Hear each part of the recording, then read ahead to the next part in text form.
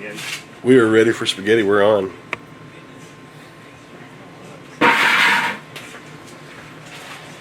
Ready for rants? For ants? Yes. Rants. Yes. It is that time of year. How old are you? 43. No, you're not. Yeah. I'm 43. You're fucking way older than I am. But then Rocco finally became older than me. Hey, did I ask you about Rocco? No, you didn't, and that was what's. I'm just showing the area of your ways. That's rude. This is about you today. Where's Rocco? He's at the house. Teach you Tasha tricks. Yeah. Teaching Tasha tricks. Lance was in the shower this morning. And he heard his woman talking to somebody. So people don't really come to Lance's house. Uninvited, so I'm like, who the hell is she talking to? I could hear her downstairs. And Rocco was upstairs with me, and it wasn't Rocco. So I go down there, and we would set out these glue traps for mice. Because he lives in this big hilly area in a fucking cool timber, picture like A-frame house.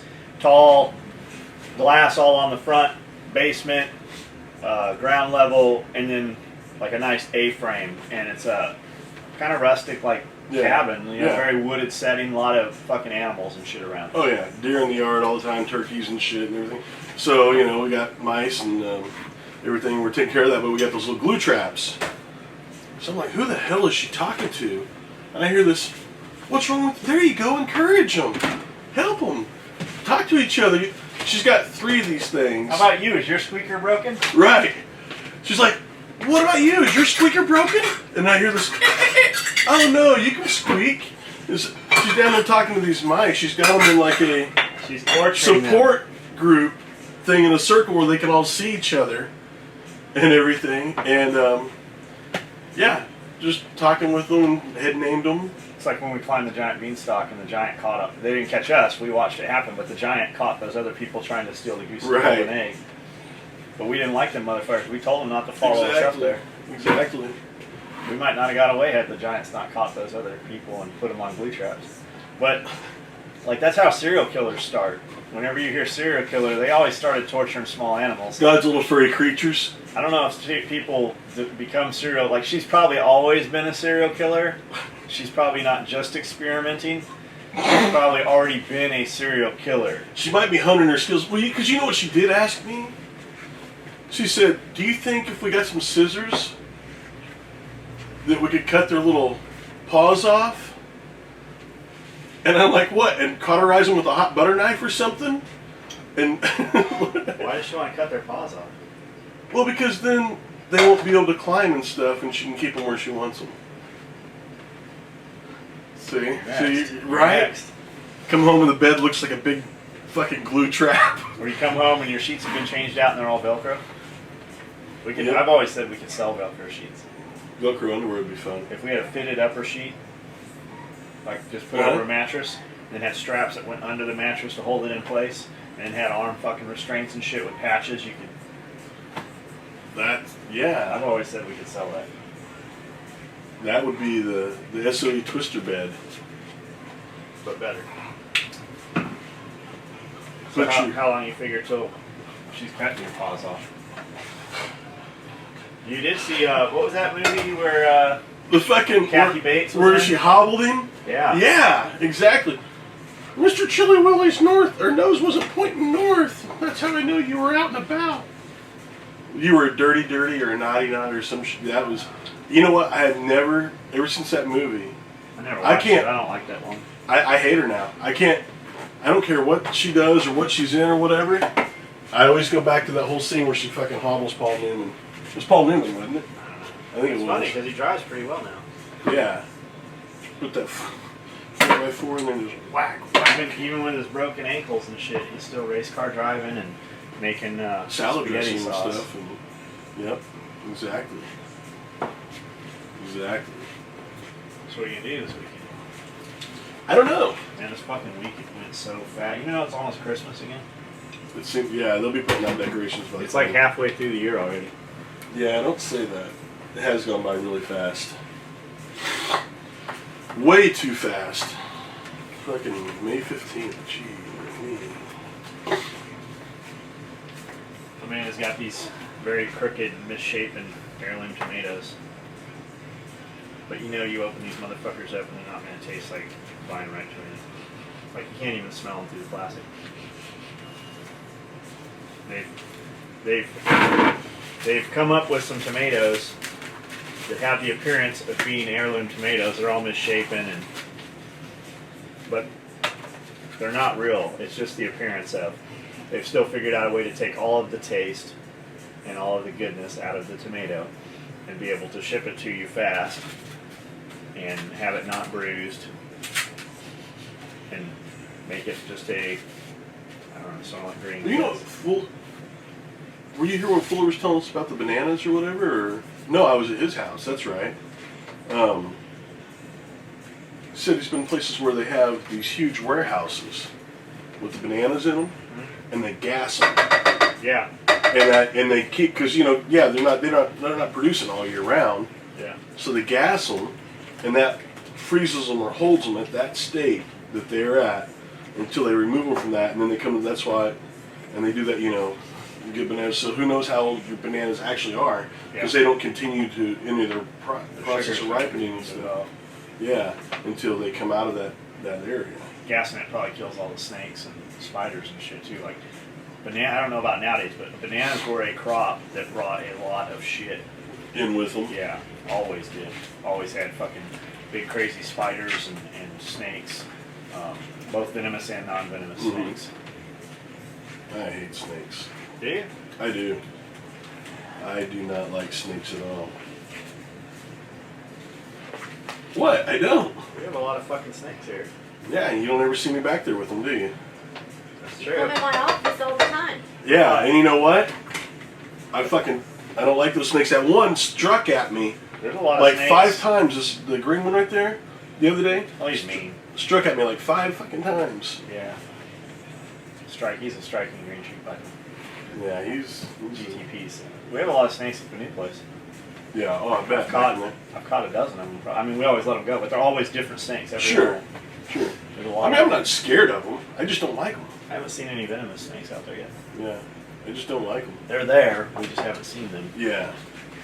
And I know I've got quite a few out there where I'm at. You have more venomous snakes. You'll have more there because of the water. Exactly. In fact, I've seen a couple dead on the road that I'm pretty sure were water moccasins. Probably so. Or copperheads. A lot of copperheads. Copperheads, yeah. Copperheads camel really, really well, man. You can fucking step right on one and not know you're there. Yeah. All right. This is from Doug. He says, I wanted to thank you guys for something a little unusual. I'm a university student in an upper level management class. I had a final presentation to give the class, and I chose to present on how SOE operates. There are several very liberal vegan types in the class who are very anti-gun. Thanks to some questions Mr. Walls answered for me, Colin. He was standing in there shipping while we were PMing. I was standing there with him when he was PMing this guy. Right on. Answered for me, as well as some information from your videos and Facebook. My presentation received an A. By the end of the class, even the most anti-gun kid was saying, eat a dick. The teacher was also saying how much he wished he could say things like that to some of his students. Thank you for providing an excellent source and model for my success in academia. Order numbers 47952 and 48096. Good job on your grade, man.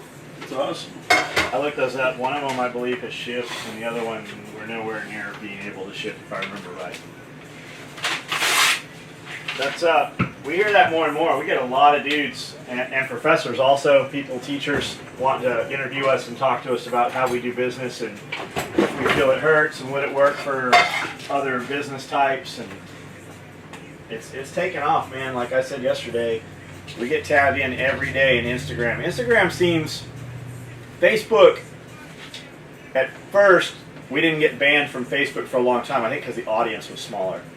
Like we didn't get the account locked. And on Facebook, you get like a 30-minute warning, then you get an hour-long warning, then 3 hours, and then 12 hours, and then 24 hours, and then it's 3 days, and then it's 3 days a couple times, and then it's a week, and then it's 2 weeks, and then it's a month, and then it's a month.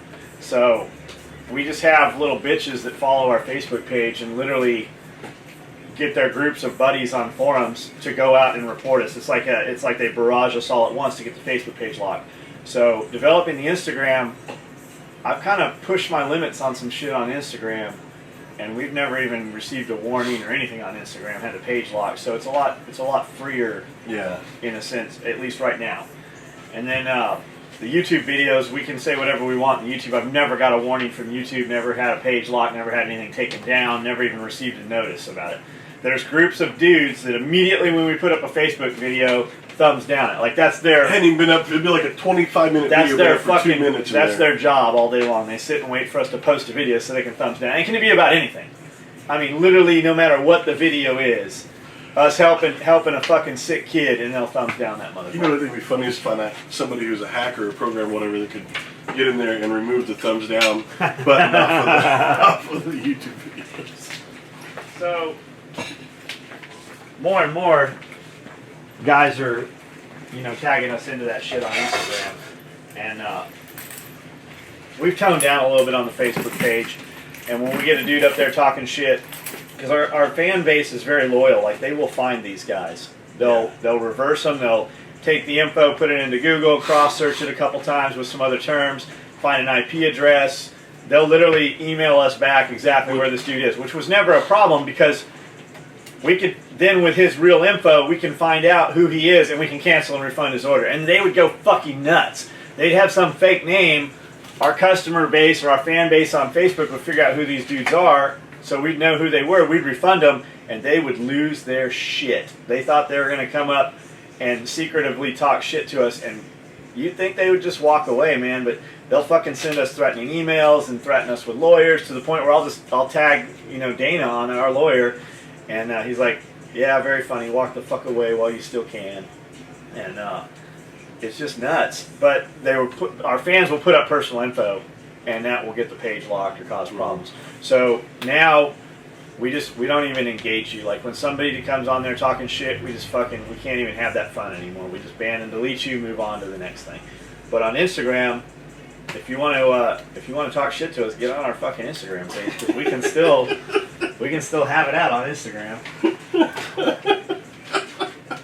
Can't find the bike racks anymore. Meet me at the monkey bars. Yeah, exactly. I couldn't. You know what's funny is on the way in this morning, I was listening to the radio, and the talk show, they were talking about this exact thing, about how people are getting tired of all this political correctness and this and that, and fucking with customers and this and that and everything else, and just banning people off of their sites, and stuff like that. And I mean, it sounded just like a playbook from here. It was kind of cool to hear. You're seeing it more and more, man. Like on Facebook, I get tagged into stuff that has nothing to even do with our industry. Just some chick, somebody sent me paper towel. Somebody sent me an Instagram or a PM on Facebook. I just spilled some of these egg whites. Mongo. Yes. Fucking stop mongoing around and find a roll of paper towels. I'll get it. Okay. Somebody with a restaurant, some lady gave a bad review. And the owner of the restaurant got on there and said, that's fucking horse shit. I was there when it happened. And fuck you. We're not, I don't give a shit about your Yelp review or whatever your review was. And this chick's husband sent an email in or somehow contacted him and said, look, if you'll just apologize and give us a couple free meals, we'll come in and give you some good Yelp reviews. And we'll remove, I guess you can remove or alter your negative review. And he said, no, we're not doing that. I don't fucking need you as a customer. You were fired here. You were not coming back. And this happens daily. You see people on Facebook and they tag us into it. And you see it on the news, and there's mainstream, 8 o'clock, 6 o'clock evening news reporting on these stories, and it is not hurting these companies. If you produce a good product Yep. and you have even mediocre service, you can do this. It is doing nothing other than fucking free advertising. These companies, these individual restaurants could not pay to advertise at 6 o'clock news, but by doing this, it has fucking elevated their service and fucking freed up immediate cash flow. When you have that happen, and it might be short-lived, people always said ours was going to. Ours has not been short-lived. It's something we weren't sure what was going to happen the first time. I was just done with it. I was fucking tired of it. You know what, though? It goes back to the first days when You'll a do different it. thing. Yeah, let us T&E this or this and that. We'll give you good review. Well, you're not going to fucking, how you can get your name out there with that or whatever, you know, just shit like that. Even. I mean, it's the same thing, just a different. Yeah. And we still get that. Every day I get emails, hey, I'm with so-and-so, or I'm with this unit, or I'm with that unit. If you send us some stuff to test and evaluate, you know, I'll show the rest of the guys on my SWAT team, or I'll show the guys in my unit or whatever. How'd you fucking find us? You just stumble across us? Right. Obviously our advertising's working, that or somebody you knew told you. Right. Yeah, we don't fucking send T&E gear out. Even if people we know we don't. Like, we just don't have it. I had a guy this morning said, man, I keep checking your site and your active shooter bags say this is a pre-order, no ETA, and I need this faster than 4 weeks, and I can't order. I'm gonna have to go somewhere else. I said, well, you should probably go ahead and go somewhere else. You said you've been looking at this for a couple months. We don't no ETA. I don't know what you guys think no ETA means, but it means no estimated time of arrival. Just like when dudes are like, hey, I need this ASAP. ASAP does not mean right fucking now. It means as soon as it's possible for me, not for you. That doesn't, fucking people think ASAP means something different nowadays. And the fact is, and we're moving to this more and more of a business model. We're building shit. We're taking pre-orders. We're building it. We build a few extras. And we run those extras. We ship those orders. And we don't even oftentimes tell people when we have that shit. We put it up on the website. We fucking email a few dudes who had inquired about it, or people we know that wanted it. Or we put it up on Facebook and it sells out within minutes. And then it's on to the next thing, on to the next thing, on to the next thing. We fucking have tripled production in the last, year. Every year we fucking expand production. Now we're at a point we're about to move into a big ass building, hire a bunch more people. Even then, we will not have gear sitting around. I have never had a problem selling gear. Never. Like, I can sell more gear than we can fucking make. It's to the point where middle of the day I'll stand up and go down to the sew shop because the people down there will work more diligently if I'm there, number one. And number two, I sit down and production sew, or I sit down and work on whatever it is I'm working on, because I can sell the shit. I can fucking sell no matter what it is we have. I can sell the empty fucking cardboard boxes out of here with no fucking gear in them, and I guarantee you somehow somebody would buy them. We could sell any fucking thing sitting in here.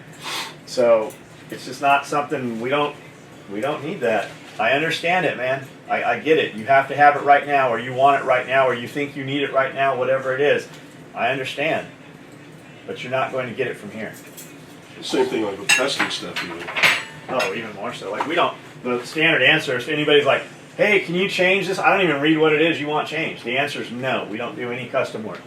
We do, just not for not for you. That's the real answer. We do shit we want to do, or for somebody that walks in the door, or a friend or something. If some dude walking in here wants something custom, it just depends what your job is, really. A lot of the shit you see us build was custom shit at one time, and it became mainstream. And there's guys out there that'll do it. There's 1- and 2-man shops.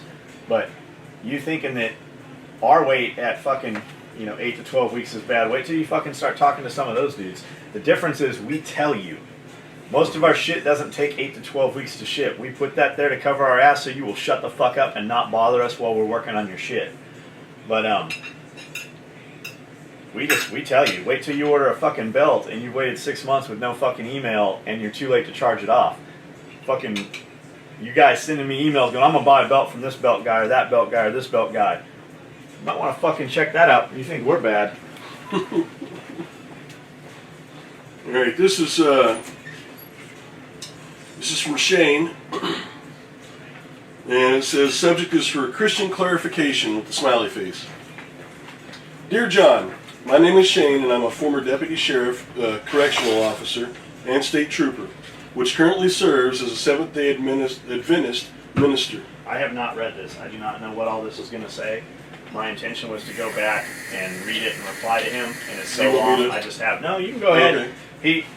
He's from what I read, he's cool. He was just wanted to inform us on Sure. some of the things we had said the other day. Okay. So I thought we'd go ahead and put what he wants said out there. I don't know what this says though. Okay. Currently serves as a Seventh-day Adventist minister who contacted you not too long ago.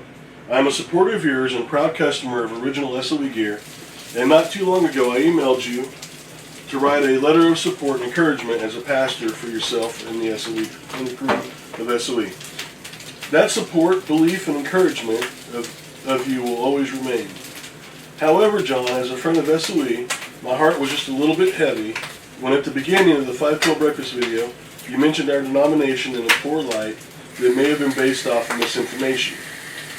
You expressed that one of your employees has a mom that goes to Seventh-day Adventist or Jehovah's Witness church, and that a guest speaker there expressed a view of our church to be that taking protein and supplements are of the devil. It was also expressed that we discourage people from spending money on supplements because we have our own, and so they can give more tithe to our church. As someone who will continue to stand by you as a loyal customer and friend, I just hope to send this letter as a friendly clarification to some of the misconceptions that were shared by that video in regards to our denomination. As Seventh-day Adventist Christians, we are not Jehovah's Witnesses, nor are we a cult. Our church is one of two world churches with a denominational representation in every country in the world, the other being the Catholic. The Seventh-day Adventist Church views itself as a continuation of the Protestant Reformation, when Martin Luther separated himself from the Catholic Church based upon compromises and abuses that he discovered within it. Which then became Lutheran, correct? We had a Lutheran pastor or minister contact us also about coming out if we start a church. Mm-hmm. We got a bunch of dudes that want to come out. Yeah, which I think would be cool. Catholic Church based upon, and it has composed itself of former Catholics, Orthodox, Anglican, Baptists, Presbyterians, Methodists, and Evangelicals